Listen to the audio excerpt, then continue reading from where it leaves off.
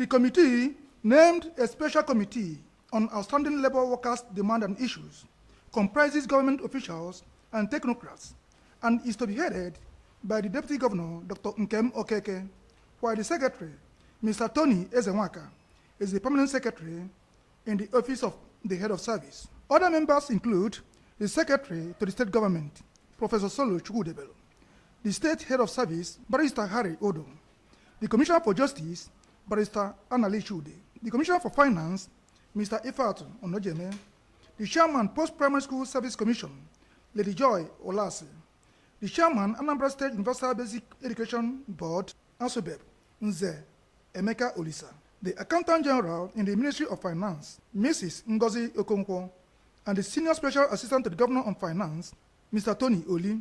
The committee has 4 months to deliberate on the outstanding demands of labor in all segments and make appropriate recommendations vis-à-vis financial implications and source of fund to the state government. Topmost on the demands to be deliberated on include review and harmonization of pensions, sustainable implementation of the new contributory pension scheme, severance gratuity, as well as benefits of retired judges, disparities in the payment of local government workers, doctors, and other local government health professionals. Other issues include non-payment of peculiarity allowance to NASU, PPSSC, and ASUBEB staff, hazard allowance to fire officers, outstanding matters of Judicial Staff Union of Nigeria, JUSUN, retirement age of 65 years of Nwafo Oris College of Education, among other things.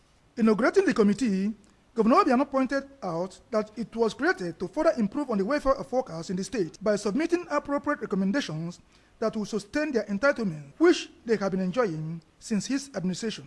He recalled that his administration in 2015 had increased workers' salary by 16%, noting that the State Civil Service Commission has been directed to commence the process of promotion in line with civil service rules. He urged the workers to be committed and diligent in the course of their duties, as his administration would always provide reasons for them to smile, calling on the committee to ensure that it delivers on its terms of reference within the specified period. And in 2015, I increased across board the salaries of the civil servants by 16%.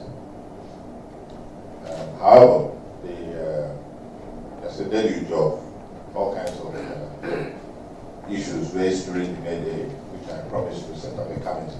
By the way, you also know that this year we are considering promotion of deserving civil servants, in line with the civil service structure.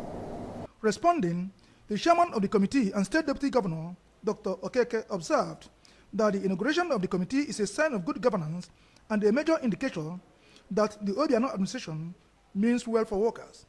He promised on behalf of the committee that they will come up with objective recommendations in line with the governor's directives that will add value to the living standards and working conditions of workers in the state. Anything that has to do with labor is not something we want to take lightly.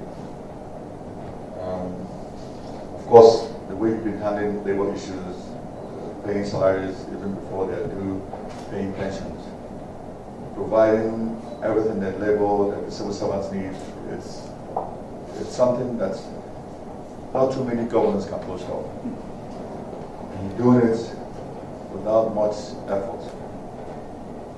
So doing this, setting up this committee to look into labor matters is something that most people expect you to do, because that's the way you handle things. We'll definitely look into it and then see how you can come up with ideas or ways to make people feel better. That's what good governance, that's what good leadership is all about.